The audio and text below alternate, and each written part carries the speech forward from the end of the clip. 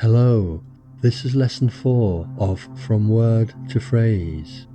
Today we build English step by step. Just listen, then repeat after me. No need to memorize, relax and stay calm. Today our word is go. Now listen. Go. I go. I go there. I go there now. I want to go there now. Now repeat after me. Go. Go. I go. I go. I go there. I go there. I go there now. I go there now.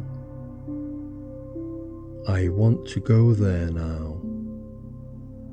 I want to go there now. Good. Now, listen.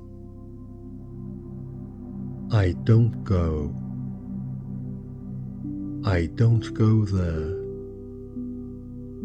I don't go there now. I don't want to go there now. Now, repeat after me. I don't go. I don't go. I don't go there. I don't go there. I don't go there now. I don't go there now. I don't want to go there now. I don't want to go there now. Very good. Now, listen and repeat. I don't go there now, but I go later. I don't go there now, but I go later. I don't go today, but I go tomorrow. I don't go today, but I go tomorrow. I go there now, so I have it now. I go there now, so I have it now. Excellent. Finally, just listen. I go there with you. I go there with you. I go there with you now.